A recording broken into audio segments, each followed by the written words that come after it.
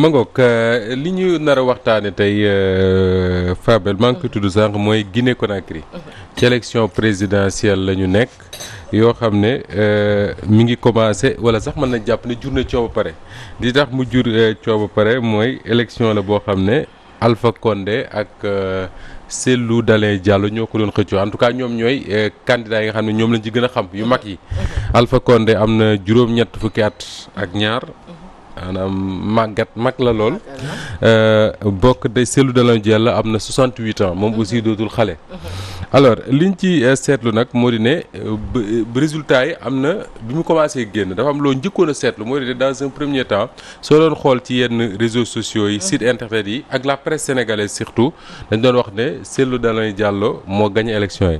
am na sax benn journal bind lu reelu mu ne Cellou dal na ci. Dalein dal na ci voilà Dalein dal na ci alors mais ba bi ci guddi li nga xam ne moom moo mujj génn ci résultat boo ko xoolee rek waxuñu ñoom la CENI muy la commission électorale indépendante bi nga xam ne ñoom ñooy joxe résultat yi foofu ñoom waxuñu ne diw moo gagné mais résultat yi ñu jot a joxe yi ñu jot a complet joxe ko dafa la woon clairement que ne ñoom jàpp nañ ne Alpha Condé gagné na élection yi au premier tour loolu mooy li am bii ci guddi. te Guinée Conakry dafa am nu ñu organisé woo moo di ne ñoom seen élection mayuñu kenn di joxe résultat ku dul CENI. c'est-à-dire que amul comme Sénégal nga xam da ngay taxaw ci bureau de vote Cheikh Tidiane Gomis nekk parcelle naan diw am na nangam diw am na nangam ñoom nanguwuñ loolu. am na benn site internet bu ko fa jot a def muy Guinée Matin dañ ko tëj donc ñoom nanguwuñu kenn di joxe résultat donc résultat yi ngay dégg yëpp ci réseaux sociaux yi lay jaar ay sénégalais surtout la presse sénégalaise jël ko en charge joxe ko mais boo demee Guinée Conakry moom mayuñu ko fa kenn moo tax bi Cellou Dalein Diallo waxee ne gagné na élection yi ak nangam % mu juróon coow li mu jur. alors bala ñuy ñëw ci Sénégal il faut que ñu comprendre un peu que ni Guinée du Sénégal. c'est-à-dire que parfois booy déglu sénégalais yi da nga am impression que ñoom dañuy jàpp ni Guinée Conakry mook Sénégal ñoo yam te ñaari réew la yoo xam ne malgré jege yoon too bi malgré population yi jaxasoo yëpp du point de vue culture démocratique culture politique ñaari réew yu wuute la yu wuute. Guinée déjà da ngay jàpp ne ñu ko xam dëgg dañ naan la Guinée ñeenti région la région bu ci nekk ak ethnie yi fa dëkk. par exemple dañ naan la boo demee li ñu woowee Guinée maritime wala ñenn ñi di ko wax la basse Guinée fa la Conakry nekk foofu ñi fa ëpp mooy susu yi même si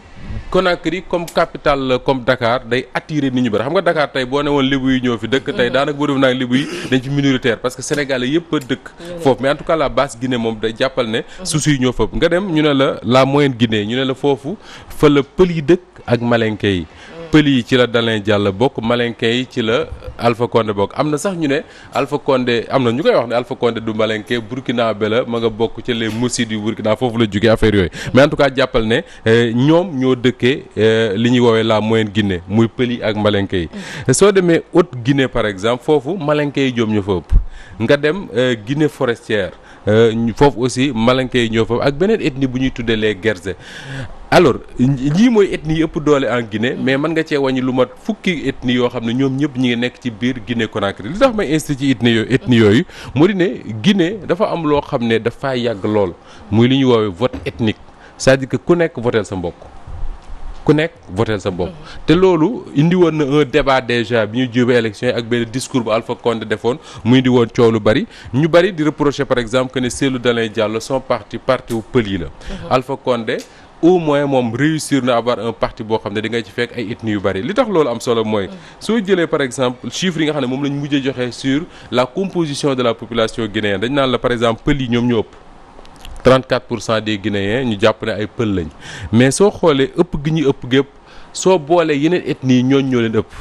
c'est-à-dire que par exemple soo jëlee susu yi dañ naan la mat nañ 23% soo jëlee malinke yi ñu ne la mat nañ 24% ak ñeneen ñi ci topp xam nga su fekkee ne da nga am un candidat bu tudd Cellou Dalein Diallo ñu bari jàpp ne moom mooy candidat wu pël yi et que moom la ñuy votel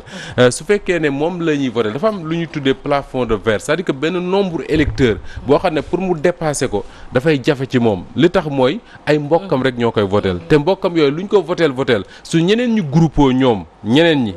votel kenn ñooñu dañ koy raw et loolu c'est une réalité boo xam ne souvent analyse politique yi nga xam ne ñoom ñooy wax ci élection wu Guinée dañuy perdre repère boobu dañuy perdre critère boobu parce que dañ ko bëgg a calquer ci Sénégal alors que Sénégal ba léegi yàlla dimbali nañu nekkuñu ci modèle u pël yi votel pël yi séeréer yi votel séeréer yi joolaa yi votel joolaa yi ñun tu trouves partout parti bu ci nekk tu trouves un peu du tout ku nekk di voter ku la neex yàlla nañu yàlla dimbali ñu bañ fa yegg parce que gis nga coow yi nga xam ne moom lay jur. moo tax Guinée bu ñu demee élection da ngay gis par exemple am na ko wax fi benn représentant wu parti Alpha Condé bu ñëwoon fii ci Walfadjri dafay wax par exemple ne région sangam ak région sangam ak région sangam ñun ñoo fay gagné à nangam % parce que ñun ñoo fa ëpp. tu vois ce que ça fait alors loolu moo tax ba tey Alpha Condé bi muy dem élection xamoon na ne am na des régions de Guinée yoo xam ne dafay gagné te dafay gagné avec des scores soviétiques c'est-à-dire ay 90% ngay dégg mooy gagné parce que ñooñu ñëpp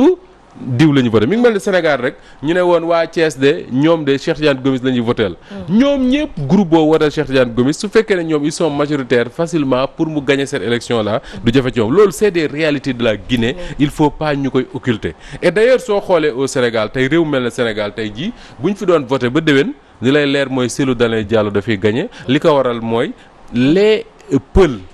les Guinéens pël ñoom ñoo ëpp ci Ndakaaru tey sénégalais boo wax guinéen pour moom pël la alors que il y a beaucoup d'autres Guinéens de beaucoup d'autres ethnies parce que ñun moom lañu image yi nga gis dem par exemple manifestation yi nga xam moo amoon déjà fii à Dakar ñi ci ëpp c'est des pël qui sont sortis manifester alors yooyu c'est des réalités de la Guinée yoo xam ne il faut que les sénégalais di ko jël en compte te di ñaan yàlla parce que li am solo mooy le processus démocratique en Guinée lenn rek la mën a sauver Guinéens yi mooy mu dem yóbbu leen ba ñu dépasser ce critère ethnique là te loolu nag du ci année yi ñu jëm parce que loolu moom lu fa ancré la te man lecture yi ma am ci Guinée yëpp lecture yi ma ciy def yëpp souvent ñi ciy bind dañuy insister sur ça et quand tu regardes également la presse guinéenne cette réalité là ñoom dañ ko comprendre et sénégalais yi dafa mel ne ñu bari comprendre duñ ko loolu moo tax bi ñu defee élection ba pare nga gis ñenn ñu commencé manifester ba ay bakkan yu bari daanu ca foofu nag ci la jare Sénégalais seen bopp heureusement que l'État du Sénégal ils sont très prudents par rapport à ces questions-là parce que ba léegi dégguma une voix officielle du Sénégal bu ci wax mais la presse sénégalaise en général à commencer par man mi parfois on est imprudent par rapport ak ay questions yu demee noonu parce que tey bari na ay centaines de milliers de Sénégalais yoo xam ne ñu ngi dund en Guinée. bari na ay journalistes sénégalais yoo xam ne actuellement ñu ngi en Guinée di couvrir élections yi. donc am na ñun benn approche boo xam ne bu ñu ko amee sur les élections guinéennes rek mën nañ mettre en danger les Sénégalais yi nga nekk ñu nekk foofu. parce que tey le camp de Alpha Condé. cité nañ ay journalistes sénégalais yoo xam ne su ma neexoon léegi waxaat seen tur yoo xam ne tey mën nañ jàpp ne ñi ngi dans leur collimateur parce que dañu jàpp ne ñooñu dañu toog ci ay chaînes de télé fii ci Sénégal. di traiter Alpha Condé de dictateur. de nangam ak nangam de nangam ak nangam et loolu je me dis quelque part il faut être prudent par rapport à ces questions là beneen bi mooy soo xoolee les réseaux sociaux Sénégal c'est vrai que contrôler les réseaux sociaux c'est difficile mais réseaux sociaux yi ak même une certaine partie de la presse depuis élection yi commencé ñoom ñooy jox résultats yi naan dalee gagné na dalee nangam alpha nangam ak nangam et loolu bu ñu koy def ñun peut-être que on se dit que ni on est en train de rendre service peut-être je n'en sais rien mais on ne mesure pas ce que ça peut représenter comme danger pour Guinéens pour Sénégalais yi nga xam ne ñoo nekk di vivre en Guinée mais également pour relation entre ñaari réew yi parce que bul fàttali bi ñu jëmee élection yi rek Alpha Condé tëj na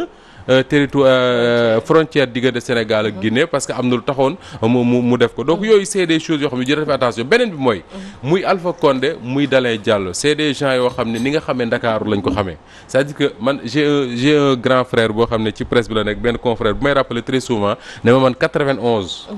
1991 la xam Alpha Condé fii ci Dakar ba léegi di ko fréquenter mook Alpha Condé comme man ak Cheikh Tidiane Gomis il se parle comme ni ñuy waxantee te noonu la Alpha Condé amee ay xarit dans la presse sénégalaise amee ay xarit également dans la classe politique au Sénégal parce que bul fàtte Alpha Condé jàpp nañ ko fi tëj ko fi kaso plusieurs fois ñoom maître Ousmane Ngom ñi ak avocat yu mel noonu ñoo demoon di ko défendre yi ñoo Amath Dansokho xeexal nañ ko fu ne Alpha Condé quand il vient à Dakar kër Amath Dansokho la naane ataaya wala kër Abdoulaye Bathily Cellou Dalein Diallo également jusqu'à une époque récente mi ngi woon Dakar su fi ñëwee il a des amis journalistes sénégalais yoo xam da leen recevoir ñoom ñëpp mais tout cela fait que da lay war ne ñaari réew yu jege la et que ñun on a la responsabilité de faire très attention en traitant question électorale yi nga xam ne moom moo xew en Guinée parce que non seulement mën na mettre en danger sénégalais yi nga xam ne ñoo nekk foofu mais également mën na indi ay jafe-jafe entre les deux pays muy daal une situation assez compliquée boo xam ne bokkul ak Sénégal beneen bi mooy ma jeexal ci loolu mooy tey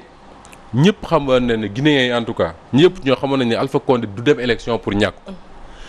te muy wane lan mooy Alpha Condé dafa jàngal africains yi que ni le défi n'est pas d'aller aux élections ou de ne pas y aller pour man le défi c'est de faire de telle sorte que les chefs d'État africains ak koo mënti doon ngay respecter la constitution de ton pays ak koo mënti doon nag parce que bul fàtte ne Alpha Condé mii bu fekkoon ne constitution Guinée Conakry ba ko fa faloon moo fa nekk ba léegi il n'a pas le droit d'être candidat amul droit bokk ci élection yi mais dafa def benn référendum changer la constitution faire sauter le verrou bi nga xam ne moom la ñu defoon sur la limitation des mandats pour dem bokkaat élection parce que xam na ne bu ci bokkaatee pour ñu gagner ko lu compliqué lay doon te loolu Côte d'Ivoire foofu lañ jëm te réew mu mel ne Sénégal du ko épargner donc tey jii nii bari na ay sénégalais yoo xam ne d'ailleurs je l'ai lu quelque part mu reeloo ma lu bari ay sénégalais yoo xam ne dañ naan waaye guinéens yi dañu war a génn jàkkaarloog Alpha mais attends mon Dieu les sénégalais qui disent ça depuis 2012 Macky Sall nekk ci pouvoir quel est l'acte que Macky Sall n'a pas posé dans ce pays en commençant par parrainage des élections yoo xam ne dañ ko truqué nangam ak nangam ban sénégalais moo fi génn jàkkaarloog moom c'est quelque rare ñenn ñi sax soo waxee ñu ne non jaru ko affaire ba pare bëgg les guinéens ñoom di génn di jox seen bakkan Alpha Condé wala ñu mel noonu il faut arrêter ça il faut être vraiment je crois très prudent par rapport à la Guinée parce que réew mu compliqué la encore une fois. xam nga man boose na ko. mooy que gis nga man damay wax ne souvent xam nga affaire bi yëpp fan la. manifestation yi yëpp jaru ko. xam nga lu tax. ñoom fi ñu waree woon. manifester wala xeex. ba loolu bañ a moo ci référendum ba. exactement. référendum bi muy changer constitution pour mën a maanaam kiyaat. nekkaat candidat. man defe naa ne bu nit foofu la woon. mais doo xaar ba loolu passé. tey jii nga ñëw nii. bëgg a taal dëkk bi bëgg di wax di nangam alors que ñëpp gisoon nañu. boobu muy def loolu. man jaan ji di dem nga toog. voilà loolu la quoi parce que boo déggee problème mais xoolal Sénégal yéen a ngi fàttali 23 juin lan moo doon 23 juin. lu ko andi woon. constitution bi waaw Wade moo bëggoon def kii. ticket présidentiel waaw ticket présidentiel. gars yi ñëw temps bañ boobu nag moom moo indi moo tax sax moom mu reculer mais c'est que ne boo bàyyee gars yi boo bàyyee loolu jàll. léegi léegi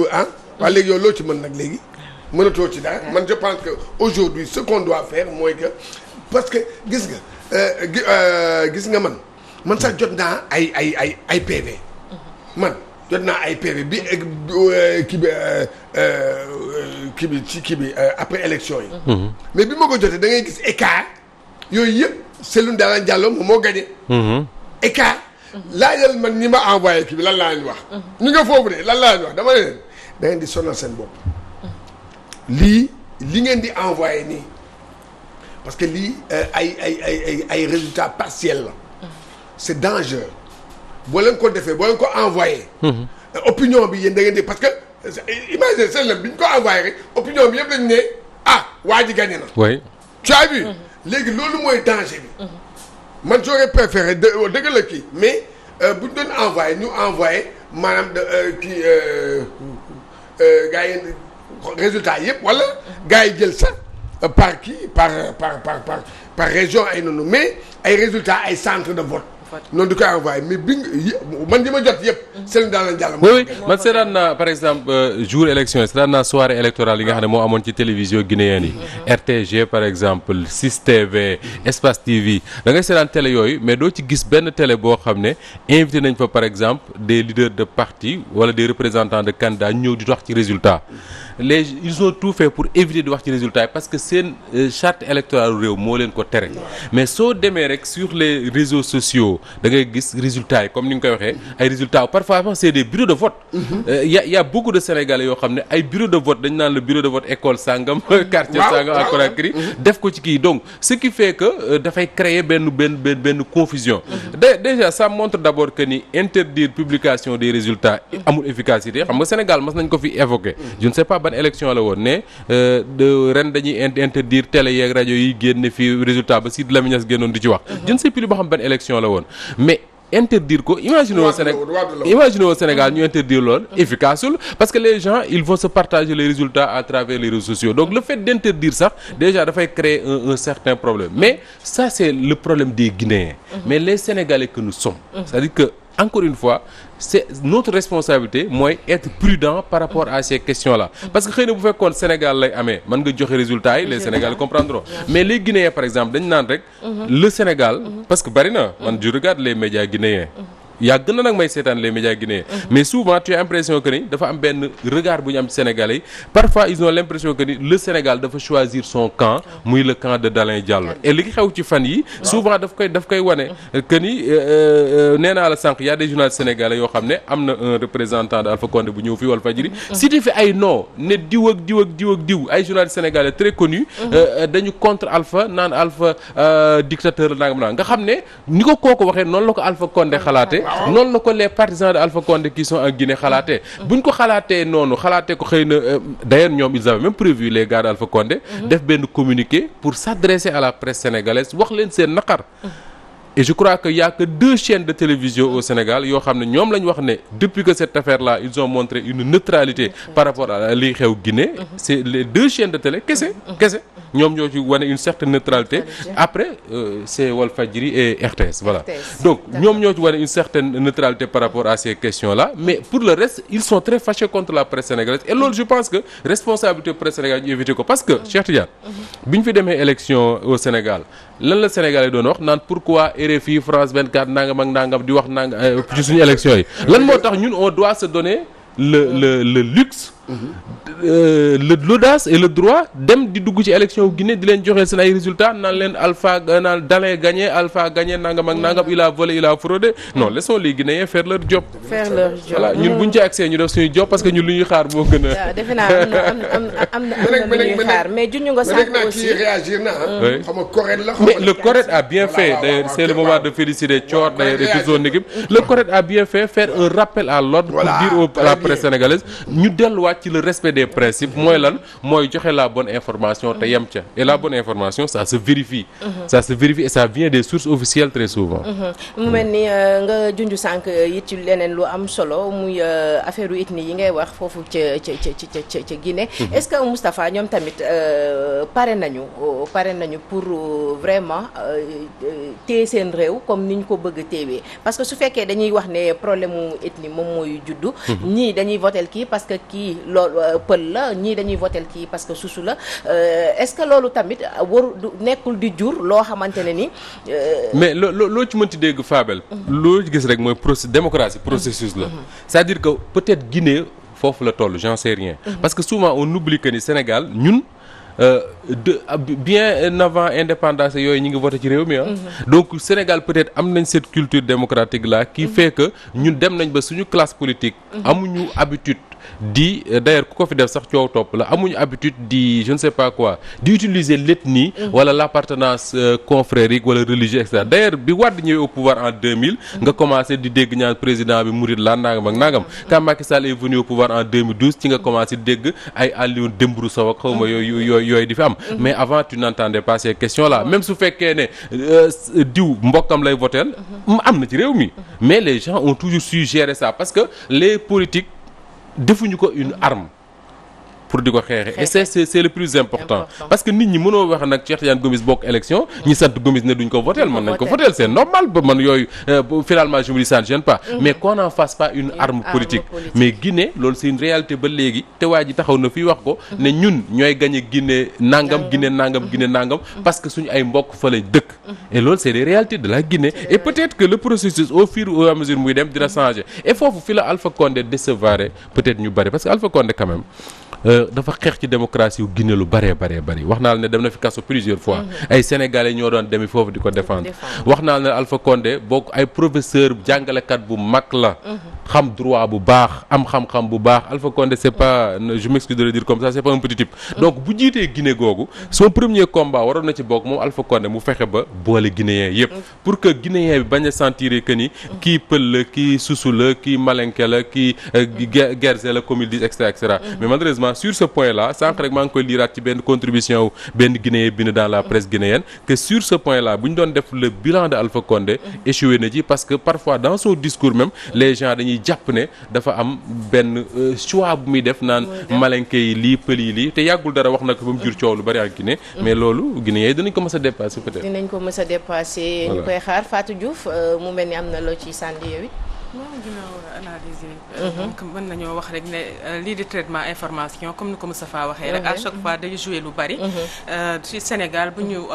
fàttalikoo tamit ci élection yi dès le soir rek avant résultat yi di tomber comme résultat partiel yi mën commencé woon nañoo wax ne le président Macky Sall perdre na bu ñu référé woo ci loolu donc mën nañoo wax ne yooyu yàgg naa am mais gis nga fu mu mujjee nan lañu moom moo ko mujj jël donc je pense que moom mooy bii mais bii je pense que moo gën a fës parce que dañoo titré le lendemain commencé jox victoire bi kii di Cellou Dalein Diallo te je pense que loolu ci traitement information bi la bokk na ci léegi Moustapha la question que je me pose est-ce que donc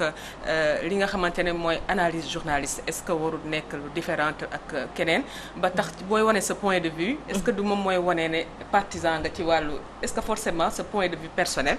du tax ñu ne yow partisan nga ci benn affaire comme ça Moustapha am na benn analyse am ci wàllu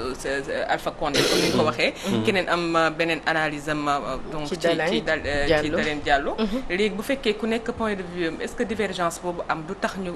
donc wax ne kii dafa nekk partisan Cellou Dalein Diallo wala ñu ne kii dafa nekk partisan lu am solo ngay poser Fatou te loolu ça dépasse même je me dis ay affaire Guinée Conakry yooyu c'est-à-dire que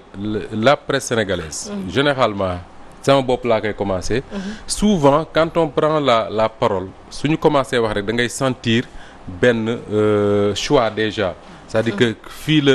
la kii voilà parce que peut-être que defuñu ko de manière méchante et rien du tout mais peut-être c'est des sentiments qu'on ne contrôle pas et très souvent dafa am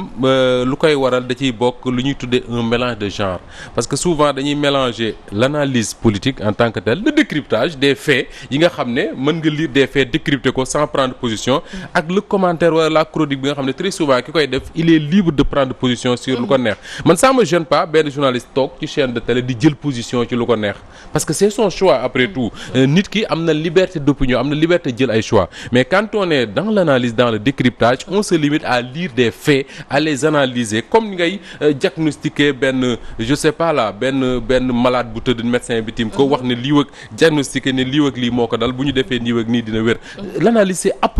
à peu près ça mais souvent comme dit Fatou booy xool seetaan chaîne de télé yi ak événement ba le Sénégalais bi nga xam ne moo ngi mën a yem day xool rek am sentiment wu ne Cheikh Tidiane Gomis mii dafa waxee nii parce que nangam dafa waxee nii parce que nangam et ça je crois que journaliste war nañ koy éviter lu bari parce que ñu bari dañuy seetaan yaakaar ne lu Moustapha Diop wax rek dëgg la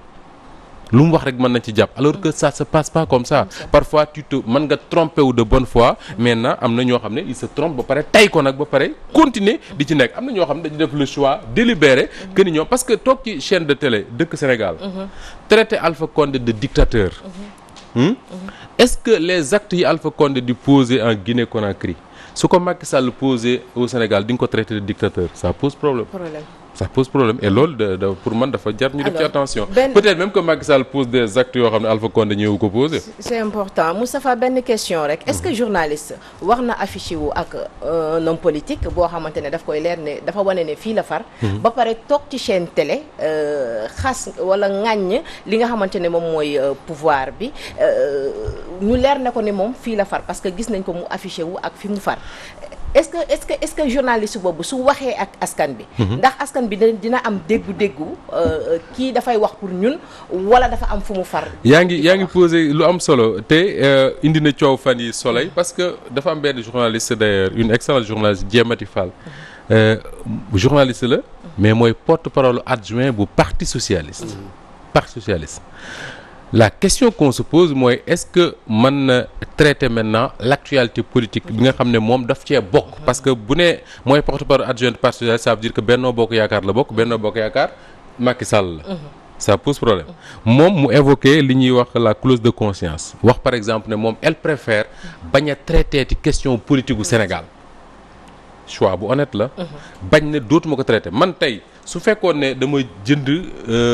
je sais pas carte parti par exemple Fatou Diop créé parti ma ñëw jënd carte bokk vraiment war naa am honnêteté wu ne comme man damaa bokk parti wu Fatou ne man parti bii laa bokk parti wu Cheikh Tidiane ak Fabel ñooy opposé wu war naa am honnêteté ne léegi man waxu parti diggante bi génn naa ci li ma ci waxati parce que tànn naa sama camp loolu problème honnêteté la mais rien n'interdit à un journaliste d'appartenir à un parti am na ci réew yu mag yoo xam ne de grande démocratie avec de grands journalistes yoo xam dañu bokk ci parti di militer ci parti chargé de communication te journalistes yi ñoo fay nekk ñu am et d'ailleurs ça pose problème parce que tey da ngay gis des partis au Sénégal yoo xam ne des journalistes comme man ñoom ñoo yore seen communication ba pare ne mukk ci biir comme si bokkuñu ci te boo yoree communication wu benn parti wala nga yor communication wu benn maire wala nga yor communication wu benn ministre ça veut dire que da nga war a wax clairement ñu xam dans ta rédaction que ni yow da nga bokk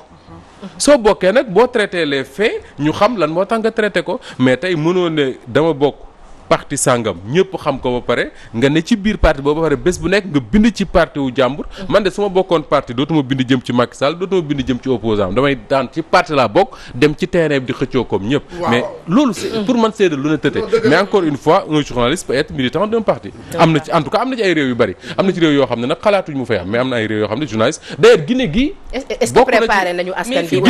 Guinée gii ñuy waxtaane bokk na ci débat yu am foofu mooy y a beaucoup de sites guinéens yoo xam ne dañ leen a boole ci ay parti maanaam affilié ci ay parti am na sax yoo xam ne dañ leen affilié ci ay ethnie par exemple ne ci ethnie bii la ñu bokk nangam ak nangam mais yooyu boo ci nekkee le journaliste nag moom mooy jël recul mais est-ce que préparé nañu population bi Fatou Diouf est-ce que préparé nañu population bi pour que ñu xam ne journaliste war na mën a bokk ci parti te du ko tee nekk journaliste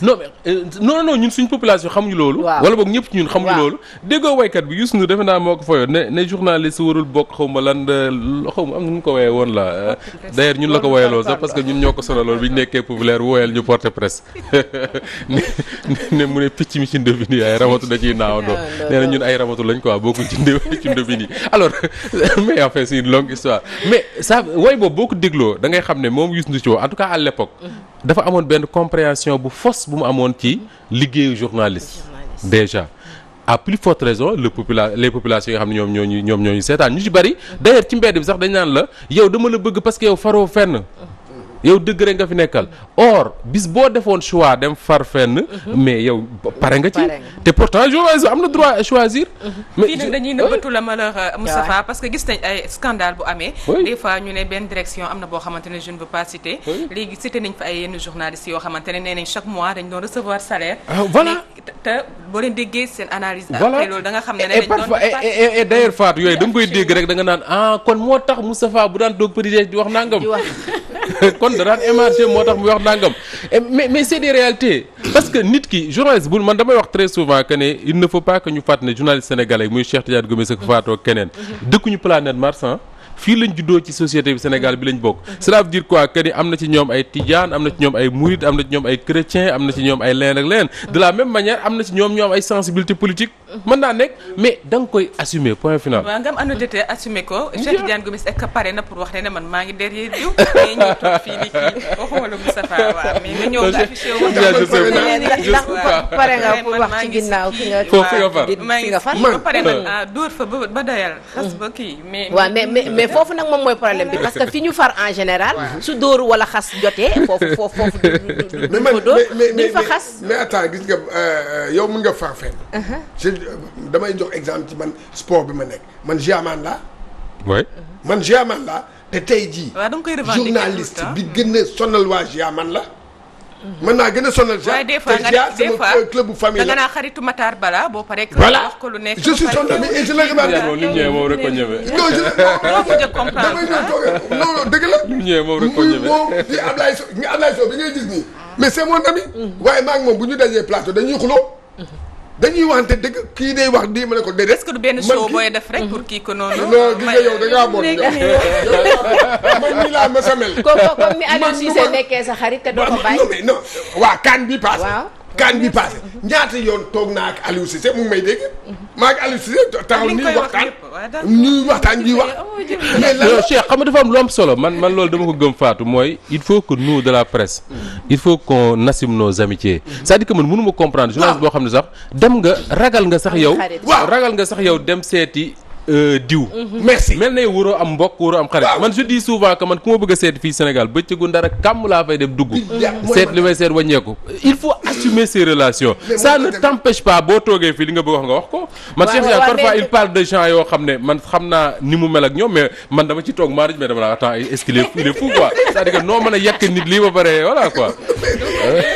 mais est-ce que ki far tamit mën na àtte Moustapha est-ce que ki far mën na non mais Fatou xam nga dégg Fabel daf ñuy delloo ci lenn rek mooy le métier que nous faisons xam nga lan la. mooy rapporter des faits. C'est-à-dire que même le commentaire l'analyse yooyu ça vient après mais le métier premier d'un journaliste mooy rapporter des faits xam nga les faits mooy lan mooy waa ji jàkkaarloog man Lacoste bu weex la sol ma wax ne Lacoste bu weex la sol point final loolu ku la ci mere dafa fekk mu bëgg laa mere mais nag bu fekkee ne parce que Cheikh Tidiane sama xarit la su solee Lacoste bu weex ma defal ko bu ñuul c'est ça qui pose problème. loolu kese la. ok tant qu'on se limite à traiter des faits y a pas de problème. loolu nag moo am nag ci suñu société bi mooy que c'est vrai nit c'est que da ngay il faut nga xam lii bon ñu ngi ci liggéey la lii xarit la dégg nga ñoom ñaar ñëpp dañ koy kii dégg nga Amara Traoré daan na ko wax Amara Traoré dafa daan ne bu dee liggéey la gis nga Madi Touré président Génération Foot souvent daf may wax ne mu ne ma maa ngi yow ay waay lañu waaye bés bu ma gisee ma sentir ne que yow yaa ngi may tagg ci loo xam ne amul bés boobu laa lay bàyyi tu as vu Ablaye Sow noonu la may wax tamit man déedéet aca il accepte les critiques yu baax mu jël ko yu bon bi sax mu ne ma d'accord maa ak yow d'accord rek ñu xuloo wax mais après c'est fini mais c'est ça loolu la ñuy laaj ci nit bu honnête loolu sax honnêteté la. bien sûr am na solo est-ce que sa Moustapha nga war a ñëw analyser comme ni nga koy defee nekk àndat benn parti. est-ce que du la déranger ça en quelque sorte. non bien sûr man par exemple man naa waat ci Alxuraan ne musuma bokk ci parti musuma militer ci parti musuma am carte parti mais y a des actualités yoo xam ne par exemple man fi ma dëkk Louga gi ma dëkk souvent dañ ma koy wax je leur dis que moi je préfère pas parler des histoires politiques de Louga. parce que ñi ko fay def ñëpp ñenn ñi ñoo bokk deret ñenn ñi ñoo bokkandoo école bu ñu jànge ñenn ñi ñoo footballoo ñenn ñoo defandoo lépp léegi su ma toogee fii bëgg leen di wax ci seen mbir ñoom mais xol rek la forcément fu mais donc soo tollee fa da ngay am honnêteté wu seetaan leen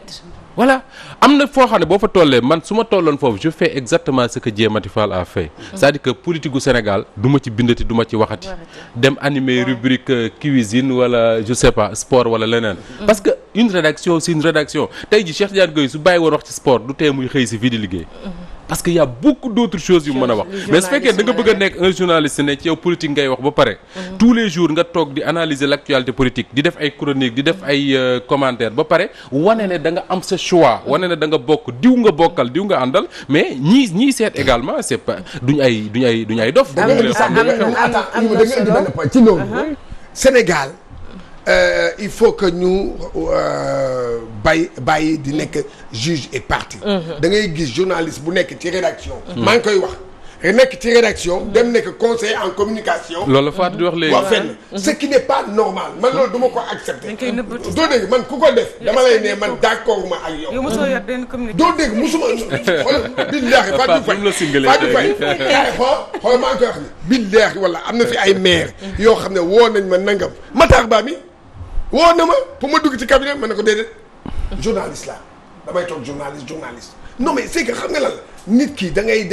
kii xam nga lan mënoo nekk fii di nekk fii ñaxale ñii di ñaxale nag à la fin xam nga lan la xam nga ñu kii bi deexi duñ ci am lu baax te am na solo aussi Moustapha foofu rek la ñuy tëjee askan bi aussi di bàyyi xel ne tey président Macky Sall mën naa def lu baax journaliste bi toog wax ko ni def na lu baax que mën naa def leneen mu analyser loolu tamit neneen mais il suffit que journaliste bi kañ wax tey ne Macky Sall def na fi lu baax ñu ne da ngaa faral Macky Sall. est-ce que xam nga loolu dafay dem sax ba poser problème journaliste yi ñu doon. parce que dafa am journaliste bu ma respecté Alioune Ndiaye. bu ko mas a wax mu ne Sénégal dañu dem ba journaliste dañu am le complexe de l'opposant c'est-à-dire que ñun journaliste Sénégal ñëpp ñun dañu yaakaar ne opposant bi lu mu wax lu mu def rek baax na c'est-à-dire que tey jii nii soo toogoon fii wax ci Ousmane Sonko. wala Idrissa Seck wala Malick Gakou wala keneen. wax ci sa façon de faire ne baaxul day yàq nangam ak nangam. ñu ne yëpp far na et pourtant tous les jours tu dis la même chose ci Macky Sall du wax dara de la même manière tey su Macky Sall posé woon de bons actes parce que il en a posé parce que mënoo jiite réew pendant 10 ans je sais pas te defoo dara lu baax yan wul maanaam soo ko waxoon tey ñu ne waa ji def na choix man 31 décembre dama fi dem palais présidentiel conférence de presse Macky Sall bi ma génnee benn waaye envoyé message ne ma man daal tey comprendre ma la quoi parce que tu es trop gentil avec Macky Sall mais il faut arrêter quoi c'est-à-dire que le président de la République du Sénégal nga jàkkaarloo ko mais amoo pour di ñàkk kersa looy ñàkk kersa doye ça c'est ñoo lay dugal nag ñooñu ñoo lay dugal ñooñu gis nga ñooñu ñoom dañ lay naan non boo demee ci Macky Sall ah non mais Gomis yow li nga boo demee Macky Sall nga attaqué ko nangam dañoo yaakaar ne Gomis mi toog ci plateau bi jàkkaarloo ak président non jëru ko yaa Macky Sall xam nga président de la République et puis palais nga dugg doo dem foofu nag yow nga naan ne nag da ngay jéem a jaay di utiliser ay mots yoo xam ne vraiment ou bien di kii nangam man moom bu ma demoon Macky Sall dëgg la nii ne dama ñëw ne ko mais président même bu ma koy nekk sport bi doxul danaa am nan nga koy waxee waaw naa ko ne mais président dëgg nag nekk nga fi ba léegi mais sport bi avancé wul ah yaa ngi foog waaw mais loolu kenn du ci xeex waaw mais nag du ma nekk yow noonu defoo fi dara waaw mais dama ko ne sport bi avancé et puis indi ko ay argument nekk yow lii am na loolu moo ci gën a am solo mooy argument yi nga xamante ni voilà argument gis nga dafa am un homme politique ndeysaan yàlla na ko yàlla yërëm faat na léegi un homme politique bu ñu respecté un grand homme politique dafa mas a wax mu ne man man daal diw ma ne ko mu ne ma su ma invité émission du ma dem ma ne ko lu tax mu ne parce que ni muy def invité mi wax dëgg yàlla man kilifa laa kenn du ma ko def et c'est vrai il y a des gens yoo xam ne pour nga tirer leen les vers du nez comme on dit t'as pas besoin de les agresser voilà agresser tey mu